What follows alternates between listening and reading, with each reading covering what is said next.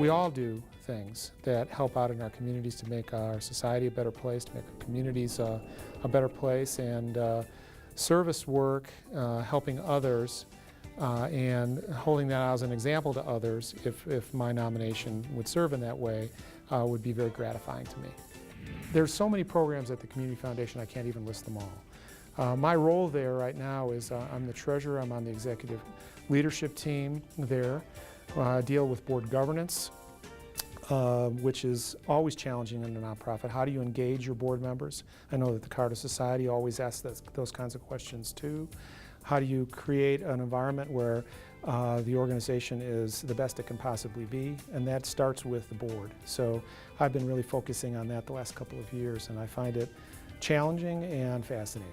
By the time a student arrives in kindergarten, they already are behind in certain cases.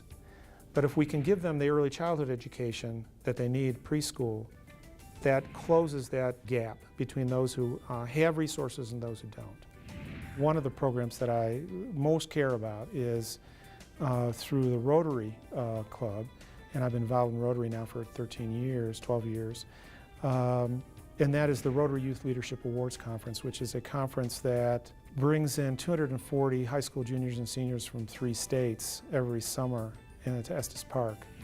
We work with these kids. They don't know each other. They're from all different walks of life. Since it's all a scholarship-based program, money is not a barrier to participation. And you bring all these kids together. They don't know each other. And you force them into learning about team building and leadership activities that by the end of the week, they are shook up and don't know what happened. And in a way that's very positive. They think, well, why can't I live like this all the time? And so the success story for me is touching especially young people's lives in such a way that where they see that there's a possibility that things could be different. My mentor, Michael Weatherwax, who has structured our business in such a way that everything gets done on time. I mean, I'm serious, everything gets done on time. And every year we get 90% of all the tax work done by April 15th. And the rest of the summer, we do volunteer work, we travel, we do the other 10% of the work. And in the fall, we do administrative work and study. And so how to manage that in terms of a day-to-day is a personal issue, as well as the structure of the way the business management has been set up. So it's a combination of me being clear about how much time I need to put in, being clear about when to say yes and when not to say yes, when to say no, and then following through and asking for help if I feel like I'm in a pinch. That's been a learning process over the years. To be honored as an everyday heroine is special to me, although I'm not sure that I picture myself as a heroine. I don't see myself as doing anything out of the ordinary with the things that I do. I just see volunteering as something that I enjoy, and so I don't necessarily think it's anything special. One of the organizations that I am passionate about is Denver Kids, Inc.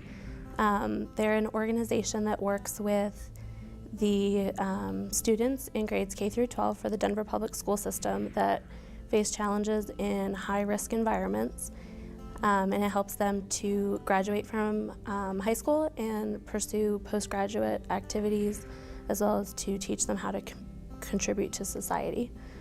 So I've been involved with them since 2007, and I was paired with a little girl named Deanna who was 6 at the time, and we spend time each month since then for the past couple of years and just do various activities, including schoolwork or going to sporting events, going to the farm, just anything to get them out of their situation and give them other opportunities that they otherwise wouldn't have.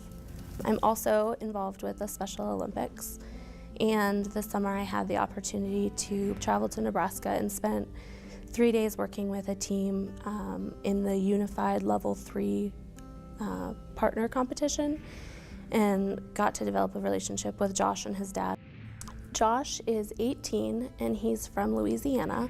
I was a caddy for him for 3 days at the national games, and I drove his golf cart and would bring clubs and water, that kind of thing, cheer him on, support him throughout the days, keep score. The Special Olympics gives him an opportunity to do something with his dad and find a common connection, and so they can bond through golf. And so they alternate shots throughout the tournament, and they ended up winning silver. I would say that my hero is probably my great-grandfather. He was involved in Kiwanis, and actually all of my grandparents were heavily involved in volunteering, and I think that they all have shaped me to who I've become, and that volunteering is just something that's expected and it's a normal part of life rather than doing something out of the ordinary. I would encourage other CPAs to get involved and volunteer because it's an easy way to make a difference in society, and just the smallest things that we take for granted can make a big difference in someone else's life. It also gives you the opportunity to get out of the office and just do something different and interact with people on a level outside of accounting.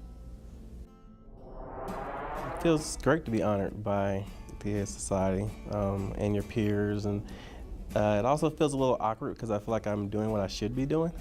I've benefited so much from the organizations that I'm involved in that to be honored by the society sort of feels awkward, but it's because I'm doing what I think I should be doing, but it feels great. I'm the president and CEO of the National Association of Black Accountants.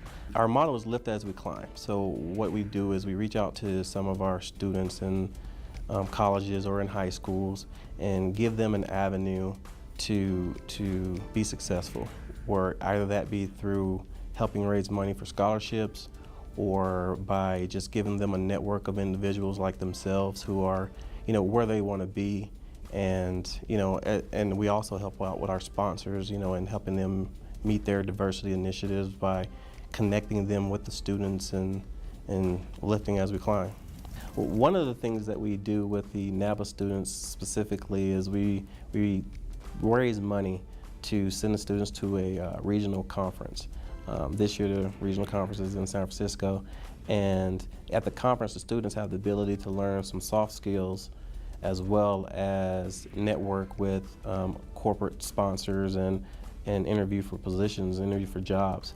And before we send the students out to the conference, we throw a workshop which is hosted by Ernst & Young every year. And at this workshop, we teach students the basics of what should be in a resume, what are the proper interviewing techniques, and what's the appropriate way to dress when you're at the student conference so that they can get the best out of that experience. Our sponsors and people in the organization are some of the most intelligent people there are, in the state, and just being able to network with them and ask them questions when I need some and just get a mentor of my own. I benefit a lot from NABA as well. I'm also on the board of Big Brothers Big Sisters, the community resource board, specifically for the Aurora and Montbello area. We do exactly how it sounds. We are a board that helps raise resources for Big Brothers Big Sisters, and by resources I mean recruitment of bigs. We also do recruitment of littles, but we also raise money and throw together fundraising events like the Bowl for Kids' Sake event, where we invite different sponsors to come and just bowl with other members of the board, get to know the board, and hopefully raise money so that we can further grow the organization and provide the support to the young kids that's desperately needed.